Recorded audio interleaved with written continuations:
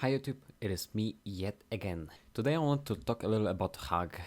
Like I already mentioned in my last Twins video, Hug has a play rate of 0.086%, which is now second lowest play rate, though I probably boosted the play rate a bit after playing her for 3 hours straight on my stream. But yeah, as I suffered while playing on RPD 3 or 4 times in those 3 hours, again RPD 2 is just like third RPD offering today. What's going on? So I gotta say I did have some fun and won some of the games as well.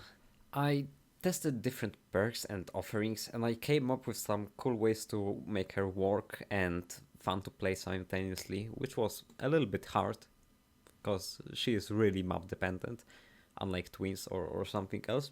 But yeah, I did find some nice ways. So yeah, here we are. Starting with perks, I have found two variants of pretty much the same build that I was using on Twins when I was doing my win streak challenge and in general that I play with, which is the root as fuck hex build, but I don't think anything else is fun at this point. Nothing else really works on her, so yep. I was using Ruin, Devour Hope, Thrill of the Hunt, and Pentimento, though you can swap Penti for Undying and it works pretty good as well. I'll explain why I'm using Penti later. So basically, just like on Twins, we are using Ruin to stall the game and so that we don't have to kick the gen and we can focus on chasing survivors, which is already making the game more enjoyable in my opinion. I personally hate perks like Pop because I can't just focus on chasing the survivor and I have to remind myself every single time I hook somebody to kick the gen afterwards so I don't lose the perk, which is so painful in my opinion and I hate it. And I'm always forgetting about that as well. Thank God for ADHD, I guess. Anyways, next perk is that is the same as on Twins build, Thrill of the Hunt. Honestly, crucial perk in this build in my opinion, as it makes it so that survivors have to spend ages cleansing totems and blessing them, and it's literally wasting them so much time. It's insane, and they have to at least cleanse them, because if they don't, Ruin just makes everything harder for them. And the next perk that I'm going to talk about is just going to win you so many games if they don't cleanse it. And the perk I'm talking about is Devour Hope. Devour makes it so that whenever a survivor is rescued from a hook while you are at least 24 meters away, Devour Hope is giving you +1 token up to 5 tokens. And at 3 tokens, you can insta down every single survivor, and that's basically what you're looking for, as it can literally win you games for free if they miss Devour while trying to get your Ruin out of the game. And the last perk, it's either Pentimento or Undying. Undying is just like in Twins build, here to give your Hex a second life, and in this case it's either a second life for Ruin or Devour. It's honestly a great value and super consistent perk, though I really like to use Pentimento instead for some reason, and here is why. With Penti you can see auras of cleansed totems and perform ritual on them to set them back up again, though it's not like you can revive your Ruin or whatever, no. Instead, it grants you a separate effect for each totem that you put back up. All those effects you can see on screen right now, but the most important one is definitely the first one, which reduces the repair speed by 30%. It's absolutely insane. So you may ask now, hey, but how exactly is Penti stronger than Undying then? Well, it's pretty close in strength, and it's honestly just a matter of preference whether you want to use Undying or Penti.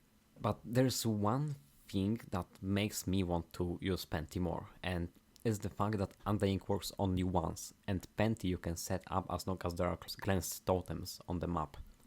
Fun fact, as I'm recording this video, I forgot that I have fish sticks in the oven, and now they are basically cold. But it's fine, cold is my struggle meal anyways. Where was I? Yeah. Penti just feels better, in my opinion. Now, time for add-ons. And here, in my opinion, it's really easy to tell the best combo. For me, it's Rusty Shackles, since they are suppressing any indication to survivors that they triggered the trap. And dried cicada, which is increasing the range that you can teleport to your trap by 15%. I tested different add-ons like the one that lets you set your traps faster and the one that reveals survivors for 5 seconds after they triggered the trap. And while the faster trap setup is nice and can give you some nice value, the reveal from the trap I find completely useless, honestly, unless you are not teleporting to your trap after it's triggered so that you can see where the survivor is going. Otherwise, I would rather avoid it. Track, the eerie add-on that allows you to TP to traps without them being triggered, is also really good, especially in higher MMR where survivors know how to work around your traps.